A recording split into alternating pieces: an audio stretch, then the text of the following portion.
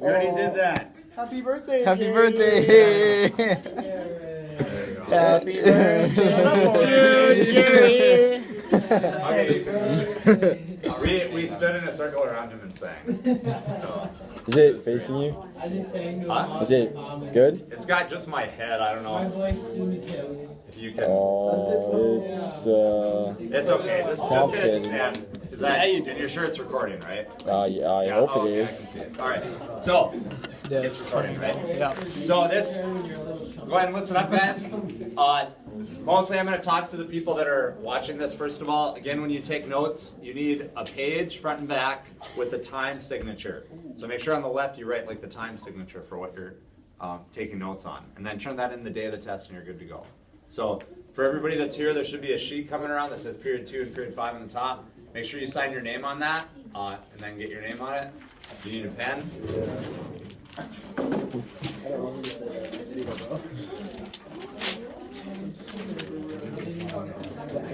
Hey, there you go. Oh, That's all right. I got hands. Okay, so let's talk a little bit about format of the test first. The test is, as always, for the quarter test is going to be matching in groups of 10. There's 70 questions total. There's 10 questions per chapter. The chapters are, I'm going to try to multitask here and clean up a little bit. There we go. The chapters are chapter 8 on socialization. You have problems? There's no lead. Try that one. Oh yeah, this should. Is that going to work? Yeah, it's got it. Okay. Okay, so chapter 8 is on socialization. I think the book calls it development through the lifespan. Chapter 9 is on motivation and emotion. Chapter 10 is on stress and health. Chapter 11 is social psychology. Chapter 12 is, forgetting the theories of personality. Chapter 13 is on disorders. And then chapter 14 is on therapy. He's going to be doing that vacuum thing. You want to shut the door? Yeah. Eli, thank you. Okay, so 10 questions per chapter. Now, starting with chapter 8, the core debate in sociology and psychology when it comes to development is nature versus nurture, right?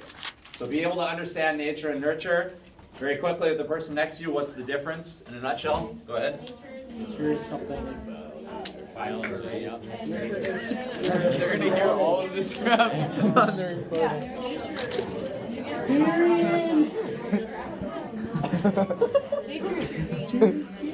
Either or. I would take the best part down. Like I'm summarizing the test, so I Okay, so nature is biology, genetics. The term they use for that is also heritability. It's the tendency by which a trait like personality, for example, is passed on by genetics. The root word there is the same as inheritance, right? Heritability tells you the degree to which something can be passed on genetically. And then nurture involves like stimulus in your environment, whether it's me like throwing something at Corey, or whether it's like how you were raised, or how your friends treat you, or whatever, something that's not genetic. So that's the central debate in the issue of development. A lot of theorists, when they talked about development, they use what are called stage-based approaches.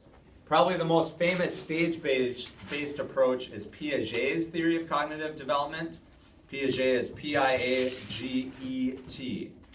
So when I say stage-based, I mean they go through stages, right?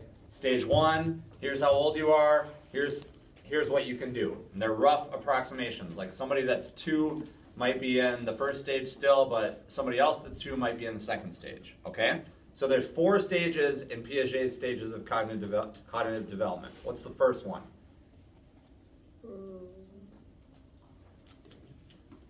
Isn't that like? What's the first stage of the 4 stages of Piaget's stages of cognitive development? Isn't that being able to like sit up and stuff? Pre-op. No, that's the second one. Prenatal. No, that's like babies. Starts with an S. Sensory motor. Sensory motor, and in sensory motor, you're responding to stimulus in your environment. So, like my kid, I cough, I'm holding the baby, he gets startled, right? So he sees Like somebody run by, he looks. Okay? So that's the first stage. That's about age 0 to 2. Then the second stage is Pre-operational. pre-operational. And what do you do in the pre-operational stage?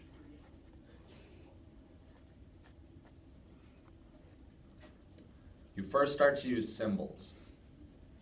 So you can like talk a little bit more. Cause that's... Yep. Yep, you can talk, say ball, whatever. Okay? Then the third stage is the, starts with the C, concrete operational. Concrete is where you first see causation. You can fully grasp that concept. And then the last one starts with the F, formal operational, and that's where you can think abstractly and critically. So sensory motor, pre-operational, concrete operational, formal operational.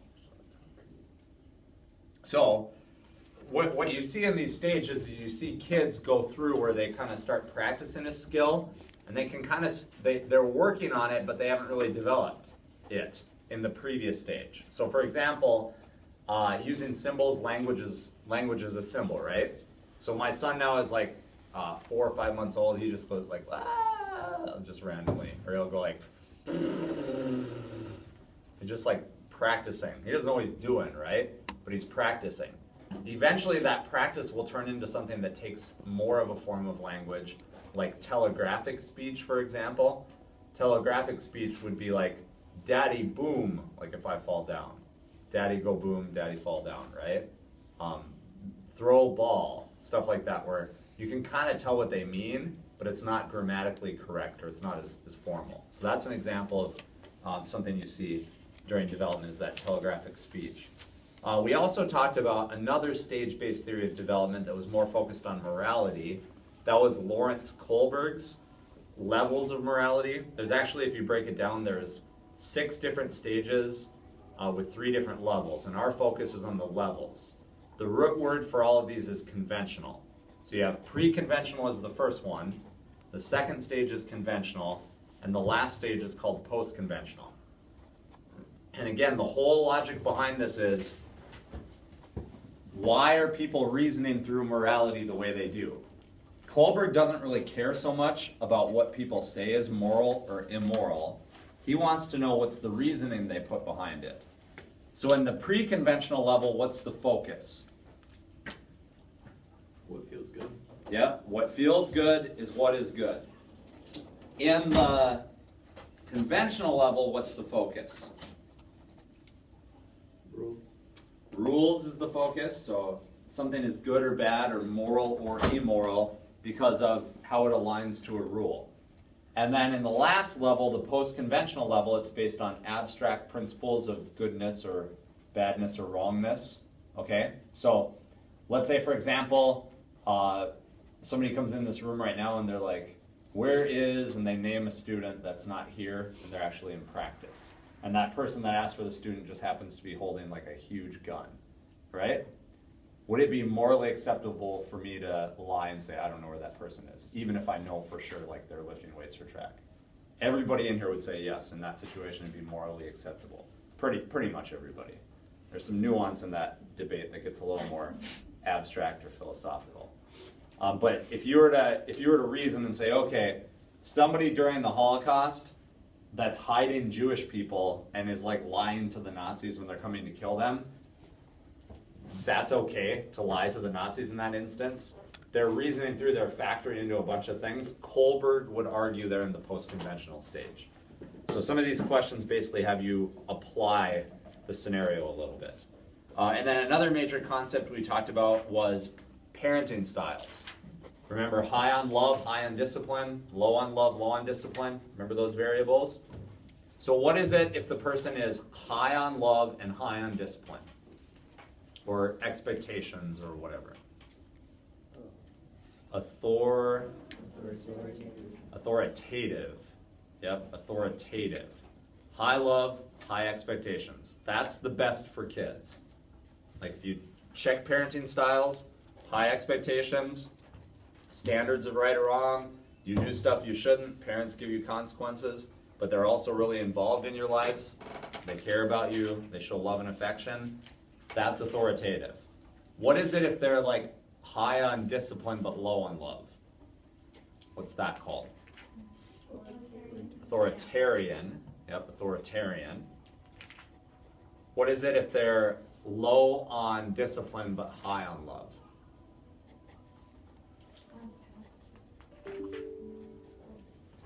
Not passive. It starts with a P and it ends with sive. Permissive is correct, yep. And then if it's low on both, it's uninvolved, right? Now there's some nuance in terms of how they explain that sometimes, but that's generally how it's described.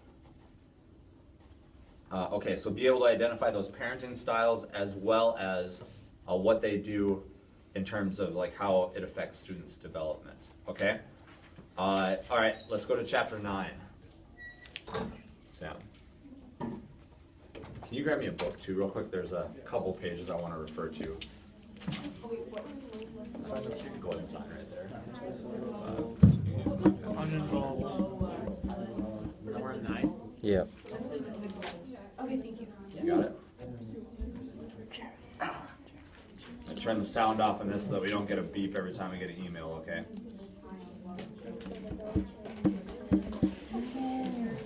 You got it? Okay. Okay, so let's go to chapter 9. Chapter 9 talks about motivation and emotion. One of the key ideas in motivation and emotion is trying to understand what plays a role in shaping people to act or to not act. So to understand that, you have to understand the distinction between needs and drives. What's the difference between needs and drives? Briefly again, talk to the person next to you. What's the key difference between those? Needs is what you actually need, like water. And then the drive is like thirst. Yeah.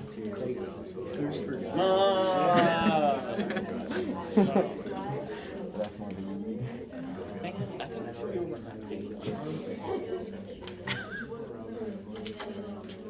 Actually, should Okay, so head.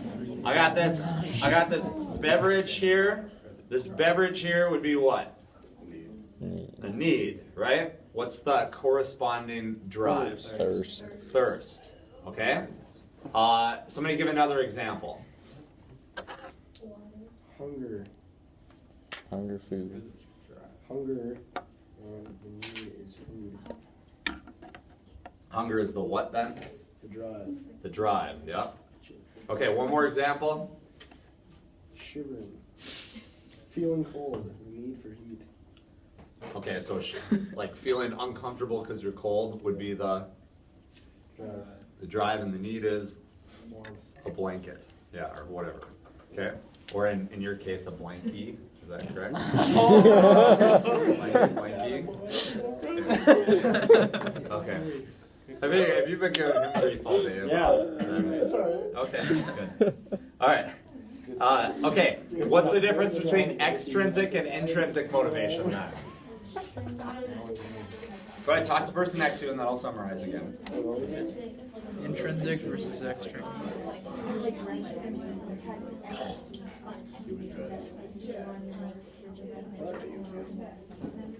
Intrinsic versus extrinsic. Okay, One's in, one's out. so somebody give me an example. Extrinsic and intrinsic. Am I right or am I right? Okay, let's use coming to this review session. I would hope that a part of the reason you came to this review session is you'd just like to learn about psychology, right? But at the same time, I recognize that for many of you, one of the main reasons you came to this review session is because you get bonus points. Is that correct? Okay, and it also is going to help you to prepare for the test. So is that extrinsic or intrinsic? Extrinsic. Extrinsic, because you're getting something out of it, like that's outside of yourself. So you go somewhere, you sign up for a prize, you have the potential to win like a $100 gift card or whatever. Let's use prom, right? Post-prom party. They give a lot of prizes there and stuff, right? So a lot of people want to go there because they just know, they think it's going to be fun and they enjoy the time. That's intrinsic, right? If they go there because they want to win a prize, they know there's a lot of prizes and that's their motivation, that's extrinsic. Notice how for a lot of things there's a little bit of both. Like part of the reason everybody in here took this class, at least at some level, is that you found it interesting. You know, some people it might be this interesting, some people it might be this interesting, right? But you finding it interesting, that's intrinsic. A lot of you took the class because it's dual credit and allows you to get ahead of the game for college a little bit, right? That largely is extrinsic. So there's elements of both in a lot of things.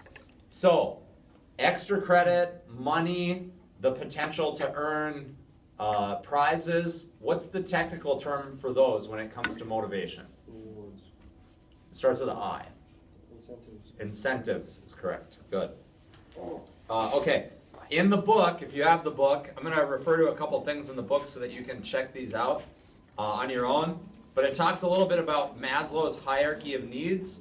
That's on page 364. Those of you looking at the video, it kind of looks like this, okay? So if you have your book, you can check this out. That's a humanistic perspective on motivation that basically says that for people to be motivated completely and to fulfill their needs, they have to have their base level needs met first, like physiological needs, safety needs, and so on. And then as they move up to the top, the ultimate goal is self-actualization. That's achieving your fullest potential. So self-actualizing is like the goal ultimately.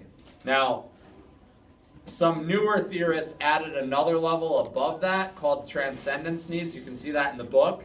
But if you look at most theories, like Maslow himself, when he came up with the hierarchy of needs, self-actualization was at the top. That's like the ultimate goal, okay? Another thing that's discussed a lot about motivation and emotion as well is how people respond to rewards and incentives. This also relates to stress too a little bit for the next chapter. But if you go home and you're feeling stressed about this test and you're like, I can do this, I'm going to study. That would be considered adaptive behavior because it helps you to do better, right? Maladaptive is behavior that is not helpful in you getting better. It's behavior that's going to ultimately harm you long term. So what would a maladaptive way of coping with the stress from this test be? Yeah, binge watching Netflix to avoid stuff, right? Okay, so anything that's avoidance, like gaming, Snapchatting compulsively, whatever, doing whatever you can to avoid it, all right? So that's maladaptive. Now, the last thing I want to talk about from this chapter has to do with the theories of emotion. These start on page number 381. So if you have your book and you want to check out page 381, you can. There's a summary of them on page 386. It looks like this. Okay, 386 looks like this. So there are some people that believe that emotions come not from you like logically interpreting something, but they actually come from you interpreting changes in your body, and that's what makes you feel like afraid or scared. So if you're looking at page 386, those of you that have your book, you just follow along. On the top it says the common sense theory. If you want to take a book to look, go ahead and grab it. It doesn't matter. It's up to you. But Ms. Eklund to the office, please. Ms. Eklund to the office. But it has a stimulus first. All of these things with emotions start with the stimulus, right? And in this example, they use a snarling dog. So a dog that's growling at you, making scary noises. In the common sense theory, if you follow with the book on page 386, first you have the stimulus, the dog, then you feel fear, right? That's like your cognitive response. Your conscious response is fear. And that leads to arousal of the autonomic nervous system. Leads to your heart rate rising, right? There's other theories that flip that around, that say that you don't think of the fear first, you sense the thing, your autonomic nervous system kicks in before you can consciously process, oh, that's a scary dog. And then that leads you to interpreting those feelings, like the heart rate racing kind of thing, as fear. It's a different way. So that's called, the one that flips those two, that's called the James Lange theory of emotion. So you got the snarling dog first, then you have the autonomic nervous system arousal, and then you feel like your heart racing, you feel like that amped up feeling, you're like, oh, that feeling means I'm afraid. That's the James Lange theory of emotion, okay? Now there's another theory, if you just follow down on that page, the Cannon-Bard theory of emotion says that you have the stimulus first, then you have cortical activity in the brain, which signals both your frontal lobes to interpret it as fear, and the autonomic nervous system at pretty much the same time. And then you can just follow down and look at the Schachter-Singer cognitive appraisal theory, facial feedback, and get other ideas, right? So with the facial feedback one, for example, you got the dog, you have autonomic nervous system arousal in the face, right? I know in class last week I was telling a story about seniors and how like the curriculum for economics is a lot of personal finance now. So you watch clips by Dave Ramsey, and then when I say Dave Ramsey, a lot of people just instantly like they do it kind of subconsciously. Their face just goes like, right? Am I right or not?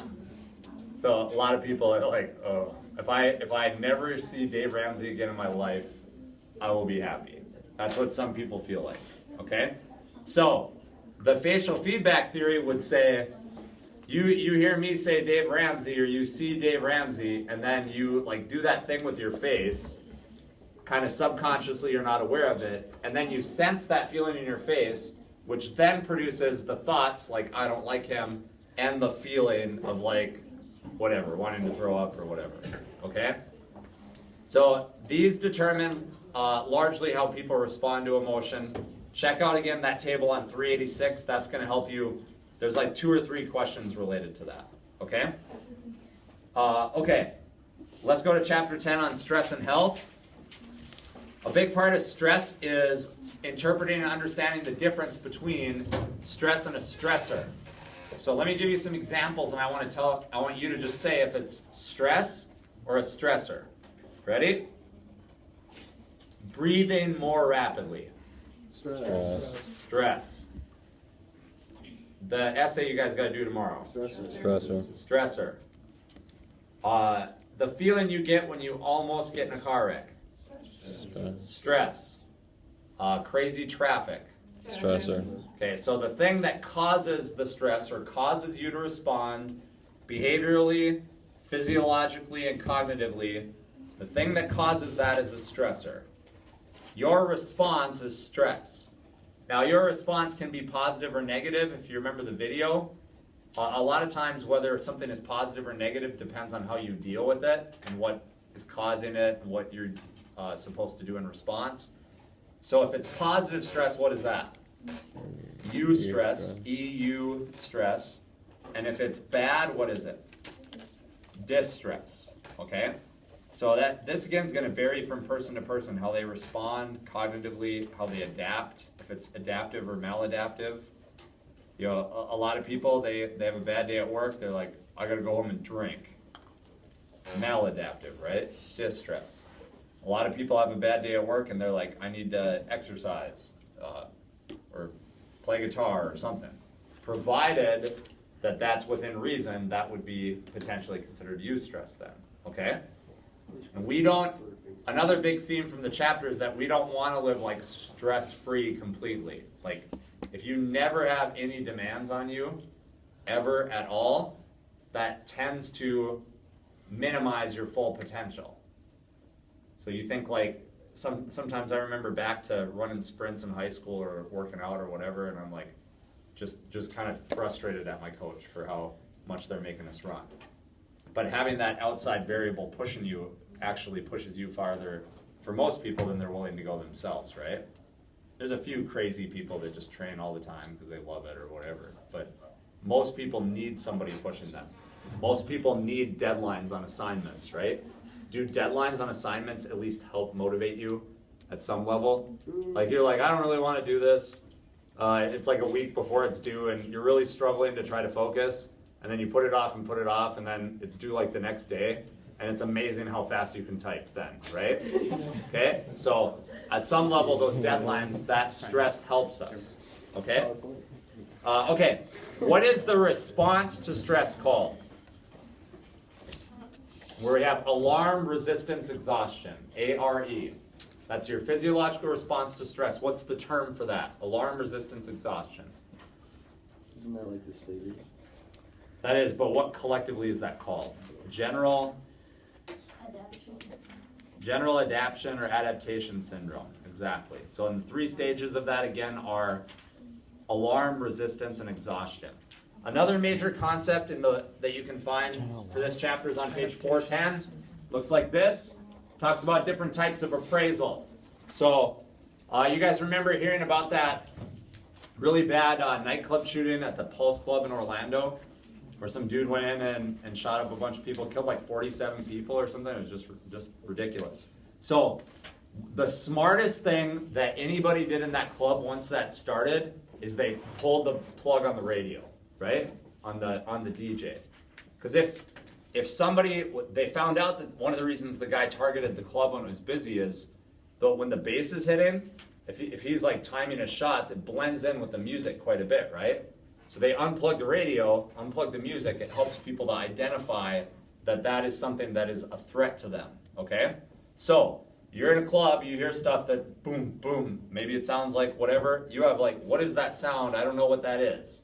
That's called primary appraisal. That first, like, is this a bad thing? Does it affect me or not? That's primary appraisal. And then once you determine if it affects you or not, if you have to do something related to it or not, if the answer is no, you're done, you move on, right? If the answer is yes, this affects me, then you enter into a different kind of appraisal. What is that called? Secondary appraisal. Secondary appraisal is where you try to determine how you're going to respond to something that's a stressor. Okay? So be able to identify some of those scenarios. In addition to that, we also talked about different ways that people can relate to stress and cope with stress. I'm trying to find the page number for you. Those are called conflict situations. So that starts on page number 401. If you're curious to look at that, or you want to write down the page number so you can study later. That's where it's like approach, avoidance, double approach avoidance, or multiple approach avoidance. So let me give you an example, and I want you to identify if this would be approach, avoidance, what's the scenario, okay? So, you get in a car wreck, your car is just messed up, it's going to cost a ton of money to fix, so that's one option, pay a ton of money, or not have a car for most of the summer. What's that? Double avoidance. It's just called avoidance, yeah? So if you have two options that are both really bad, avoidance. Now if we nitpick, I should say, you can find good and bad in anything, right? But if it's two options that are overwhelmingly negative, avoidance. If like you go and buy a lottery ticket and they're like, you can have $10 million or like $100,000 a week for the next 10 years or whatever, right? That's approach. Both of those options are very overwhelmingly positive. Most people probably would try to do the math and figure out which one makes sense to them. But what if it was the same amount of money? What would you do? All the money right away? Who says yes? Or who says like $100,000 a week until you hit the total of the money? Who would take that? You can invest it all right away in 10 years and make more. I probably would take it all right away. And then I would do it basically that. But, you know, I don't know. From Dave Ramsey. I don't think I'm... You learned that from Dave Ramsey. There you go. Yeah. And then you got to sell the car too, right? Yes. Okay. Okay. So, what if it's like, what if it's you're choosing between two colleges? One of the colleges you don't have hardly any scholarships for, but it's like a really, really nice campus and it's a more prestigious college. And then the other one you have a lot of scholarships for, but it's not as elite of a college. What would that be? No, you have two options there. That'd be double approach avoidance. Approach avoidance is where it's like yes or no, should I do this thing? Yep. If you're choosing between two options that have clear pros and cons, double approach avoidance. If it's three or more, multiple approach avoidance. So be able to identify those things too, okay? Hold on one second. Oh, excuse me. Okay, let's talk about chapter 11 on social psychology. Social psychology starts on page number 428, if you're curious. One of the studies they talked about was the classic study of Solomon Asch and conformity. It's the line study. Looks like this. Had people look at different lines, and then everybody else in the room basically said that one line matched a line that it clearly didn't, and they wanted to see if the person would do the same thing as everybody else. In Solomon Asch's study, where you have a group of people that are approximately your equal, and they want to see if you're going to go along with the behavior of the rest of that group, what is that called? Conformity. Conformity, exactly. Okay? So what is it then if it's like authority figure trying to get you to do something? Obedience, yep. So the difference between those two has to do with obedience. The classic study with obedience was the Milgram study.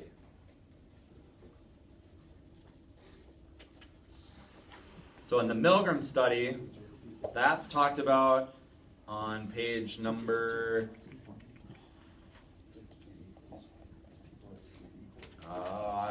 I don't see where it's at right now, but in that instance, that's where you've got an authority figure, okay? What if it's like somebody that directly asks you to do something? Will you do this? What's that called? They're trying to get you to change their behavior very directly. That's like foot in the door. It does start with a C. Compliance? Yep. Compliance techniques. Yeah, where compliance is the general term. So techniques for that include foot in the door, door in the face, peek. That's not all. There's a few other examples. So foot in the door is like, you asked me on the last day of school, can we leave a minute early? Or actually probably better, can we leave 5 seconds early? Like a very small request, and then I say yes, and then you're like, how about 5 minutes? That's foot in the door, okay? You want the 5 minutes, but you start with something ridiculously small. Like you go up to somebody, you see they got a handful of change, you're like, hey, can I have a nickel? They give you the nickel, and then you're like, how about $1? Okay?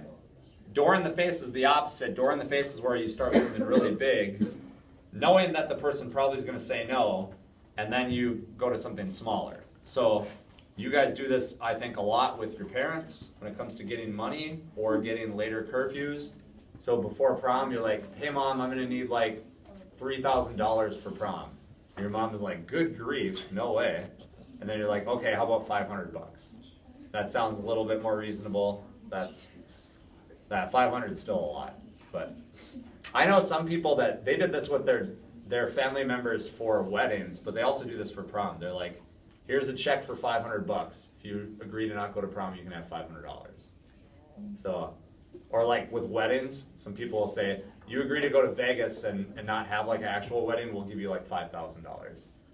So, because the weddings actually would cost more than that for the average person. When you add up the food and the, like everything, be much more than $5,000. What's up? Doesn't it depend on the person? Because they'd be like, if you follow Dave Ramsey style. Yeah. How many times can we reference Dave Ramsey here? That's a challenge accepted. I'm going to try to do that for the rest of the thing. Okay, so yeah, it depends on the person. I mean, my wife and I had to pay for a lot of our wedding. We probably ended up spending with like how much we paid and how much everybody else paid for a variety of other things. We maybe spent $7,000 total. Like dress, my tux, gifts for the bridal party, food, everything. Now that was, 15 years ago, but still, that's a pretty small amount of money, okay? Okay, let's say, yeah, go with Dave Ramsey, okay? Let's say, as Dave Ramsey suggests, when you make money, you save money, and then in addition to that, you give money, right? So, live so you can give, right? So, giving money to people or helping them without an expected return is called what? Charity. In social psych. More broad than that. No. More broad than that. Starts with a A. Somebody said it's altruism. Altruistic behavior is helping behavior. Okay? Now let's say let's say that you have a belief that you think, it's good to not spend money foolishly. I don't want to like get a credit card and run up the debt. You follow Dave Ramsey's advice there. But then you see something that's really, really good. You see something that's really good that you really want, and then you make an impulse buy on the credit card, and you spend like $2,000 on like, I don't know, whatever, okay? So in that instance now, you have this belief that says, I shouldn't rack up money on the credit card, which you learned in personal finance with Dave Ramsey, right? Okay? But you also have this belief that's like, or you also engaged in this behavior that totally went against this belief you have, right? What's that tension in your mind called? The tension between a belief you have that you hold deeply and what you actually did. Regret. No, the psychology, the tension you experience. That's called cognitive dissonance. Cognitive dissonance, okay? Yeah. Cognitive dissonance is where you have a deeply held belief and you engage in behavior that's different than that, okay? All right, lastly, let's say that you're somewhere and you drop all your books and there's like one other person around, or there's 10 other person around. Under which scenario are you more likely to get help? Well, when there's at least one person around. You gotta have somebody there to get you help, right? And why is that? What's that because of? Bystander effect, yep. Okay, let's say have you ever heard of the Las Vegas advertising campaign that says what happens in Vegas stays in Vegas? So it's trying to basically say when you're in Vegas, nobody knows who you are and you can be wild and do whatever you want.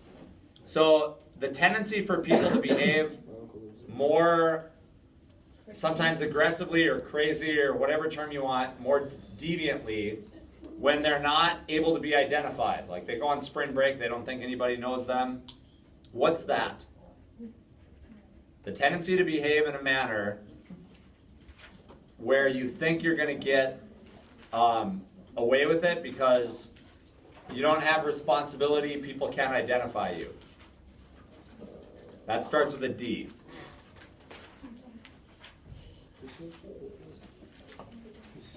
That's de-individuation. De-individuation. Okay, what's the tendency for people to have more extreme views as they interact with others? If they're like a little bit conservative or a little bit liberal, people have a tendency to get more extreme over time. What's that called? We're seeing that in the country a lot. If you read the news, they call it political polarization. That's something that people are really concerned about that follow the United States now. Okay, let's go to chapter number 12, okay? Chapter number 12 is about personality. Chapter 12 starts on page 476. A big part of this chapter is, again, trying to understand the different perspectives and how they would apply to personality. So personality, again, is the tendency to behave, think, respond to situations, and act in a manner that's consistent over time and is resistant to change. Now, temperament is different. Temperament is what you're born with. So some kids, like, hardly cry at all, right? Little kids, they might be like, a little bit, but they don't scream or cry. Some kids just cry like no tomorrow. That's temperament. They weren't taught that. Personality you kind of develop over time. It might have some genetics to it, but it also includes nurture. Now, in Freud's view of personality, you had 3 parts. What are those 3 parts of personality? Devil, angel, person in the middle, iceberg. Ego, superego. Id, ego, superego. So the id is the one, like the devil, that says, I want what I want and I want it now. The id is the one that's like, put that money on the credit card. The id would go against Dave Ramsey, right? Okay? The superego is like the angel. In financial decisions, the superego would be like Dave Ramsey's voice. You shouldn't buy that. Don't spend that money. Sell the car, right? All that stuff. And then the ego is the person in the middle trying to figure out what they want to do. This is kind of fun. Let's keep going. Did you tell Leslie? Yeah, I'll tell him. Yep. So heritability, we talked about that before, is the tendency to have a trait passed on. We also talked a little bit about defense mechanisms. Remember how we had a scenario where people had to act out defense mechanisms?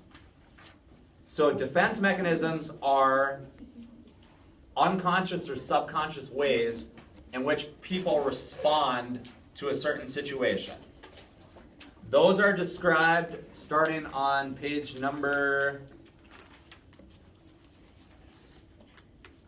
480. There's a table that looks like this for those of you that are looking at the book, page 480. It's got a whole table that describes them. So let's say that you refuse to acknowledge a threatening situation. So you've been using the credit card too much. Dave Ramsey tells you not to do that, right?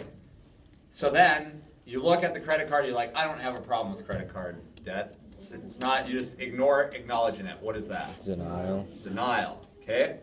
If you push threatening impulses or situations out of your conscious memory, so the credit card debt scenario again, you start to not even think about it, you're not even aware of it. What is that called? Repression. Repression, yep. What is it called if you turn socially unacceptable urges into socially acceptable behavior? So you want to put a bunch of money on the credit card, but instead you decide to like save money like Dave Ramsey would say. Sublimation, okay? So be able to identify those and apply them, okay? There's a couple more in there as well. Okay, another concept is the concept of the archetype. That's more of a Carl Jung thing. Somebody got sick of me referring to Dave Ramsey. No, that's fine. Carl Jung talked a lot about this.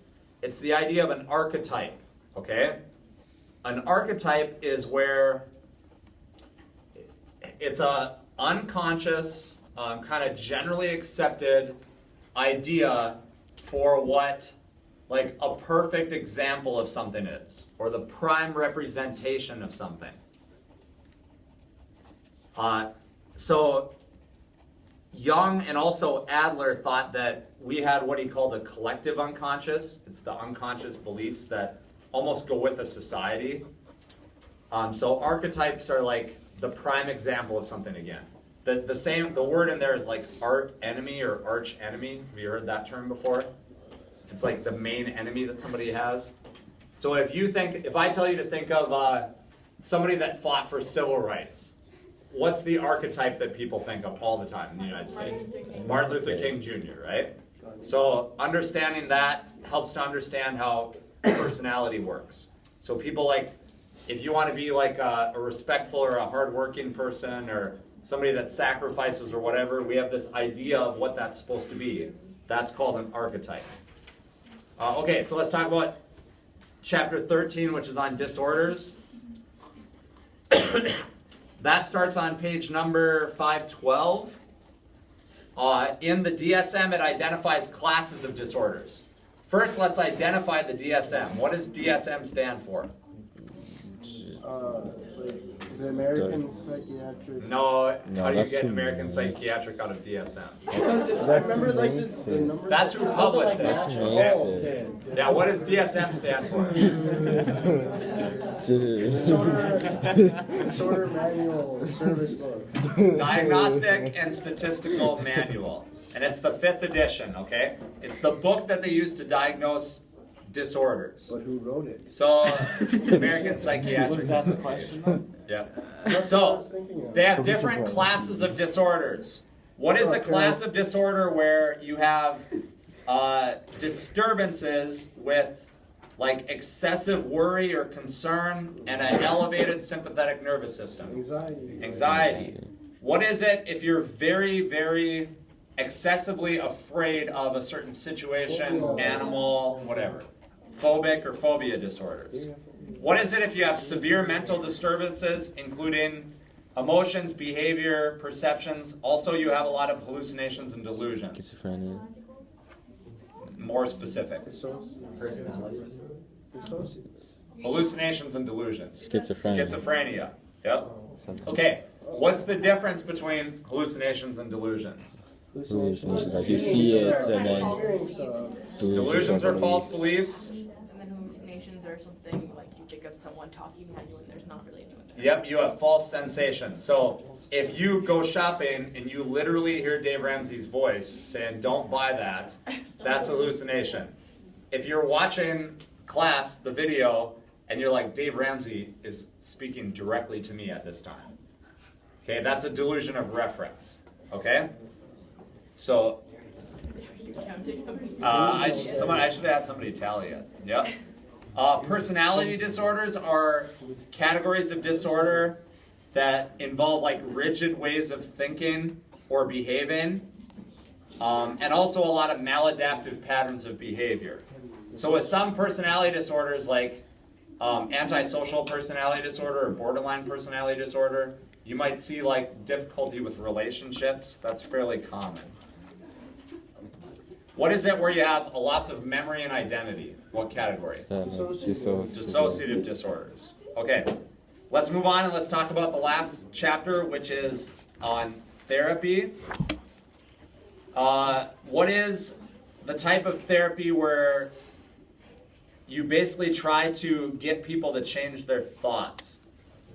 Cognitive behavioral therapy. The idea is change their thoughts, work on solving their problems. Okay? What is it where you use a variety of different approaches to try to treat a problem? So let's say somebody spends too much money, you have them watch Dave Ramsey.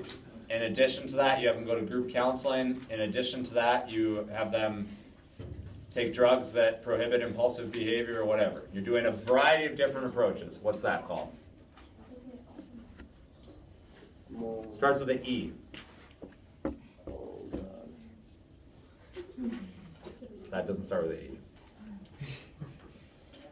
That's an eclectic approach. Eclectic approach to treatment. So, what are the drugs that are used to treat hallucinations and delusions called? Antipsychotics. What is it called that's designed to treat a depressed mood? Antidepressants. And you also have anti-anxiety medication. There's a variety of different types. What's the behavioral treatment where you basically try to give somebody a very intense exposure to something that they're afraid of? Flooding. What is it where you gradually expose them to increasing intensity levels? Desensitization. So let's say you are phobic of Dave Ramsey. Okay, I ask you to think about him a little bit first. And then after a while, I ask you to read some of his, like an article by him. And then later I have you read a book by him, and then I have you watch the videos, and eventually I actually have you meet Dave Ramsey. Okay, and that could be symptomatic desensitization. Yeah? I think I'm about 20 or 30 now, is that right? Okay. So what is it if you keep track of, you tally how many times you do something, at the end of you doing it or a therapist does it, you get like a cookie or whatever. Token economy. That's called a token economy. Yeah, good. Okay, what is it where in therapy, this is a tendency in psychodynamic therapy, the therapist becomes identified with or symbolic with like your spouse or your parent or whatever. Transference, yep. So often the technique of therapy that is used there is where the person lays back and just talks openly and freely. What type of therapy is that, where you just talk openly and freely? Free association. Okay, so that's it for that part. Let me briefly talk about the essays, and then we'll go from there. There's a number of different videos. There's one that we actually did not watch, but it's linked online. The video is called The Demise of Guys. It's by Phil Zimbardo. You've seen him on some videos. He's Eastern European. He looks like Dracula, like an old Dracula. You know, the black beard and the black goatee and all that. So it's called The Demise of Guys. That one's like 7-8 minutes long.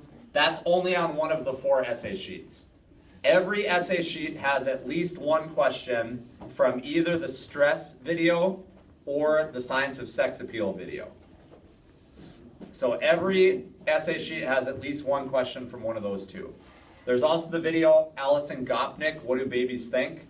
The one where she has people like the baby and little kids are like trying to solve problems with the blocks to get the blocks to light up.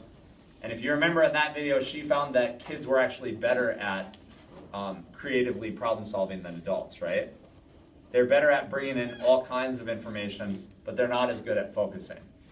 One of the videos also was the Tony Robbins video, Why We Do What We Do. And he talked about how people have a need for unpredictability and predictability. And he used the analogy of they also have a need that people will respond to them. And he talked about how if somebody takes a gun and points it at somebody's head, it's unpredictable, but it's also predictable. Like somebody will respond to you. They're not just going to be like, whatever, dude. Like they'll respond to you. But you don't also know what they're going to do, right? And people have a need for significance. You remember that video? So that's one of them that's addressed. There's the Power of Introverts one with Susan Cain. How she goes to summer camp and she talks about how she wants to read books, and she argues that we should change schools around and not make them so like everybody has to collaborate all the time, right? Work in groups. Let people work alone sometimes. Trying to think of what else. That was 8. The Ellen Sachs one, the one where the lady was talking about her experience with schizophrenia. That one is on a couple of the essays as well. And again, they're all linked on Schoology. All the videos, there was one for every chapter that we had. All of them are linked on Schoology. I might be forgetting one, but I know, like I said, on every sheet, there's one from either the stress or the science of sex appeal one. Yep. Wait, so like by that you mean like this, that's the categories you have to watch videos after either stress or Yeah, we watch one for every chapter. Remember we took a quiz, and then immediately after the quiz, we'd watch a video? But those Yep. videos are like Who watches 2-hour the stress documentaries. and the science of sex appeal twice? Yeah, if we're not seeing. Yeah, well, a lot of people took notes on those videos. If you took notes on those videos and you studied the notes, you'd be fine. And a lot of those essay questions, as before, basically ask you to take one of the 8 main perspectives in psychology and relate it to something. So understanding the 8 main perspectives in psychology and applying them to the videos generally is the thing that's going to help you the most. So the table that I gave you, if you still have that and you study that, that would help, okay? So briefly, this is the last thing I'll talk about. Psychodynamic, humanistic, cognitive, behaviorist, evolutionary, biopsychosocial, sociocultural, and biological. So psychodynamic, the unconscious is what matters, right? Behavioral, stimulus in your environment is what matters. Cognitive thinking processes are what matter. Humanistic, you have free will and your choices matter. Sociocultural, the society and the culture and your friends matter. Evolutionary, the genetics that you have developed over time. Biological, what's going on in your brain and your cells. Biopsychosocial, how everything unites together. Okay? So studying that is good as well. Okay. I think I hit Dave Ramsey 30 times. I don't know. Be interesting.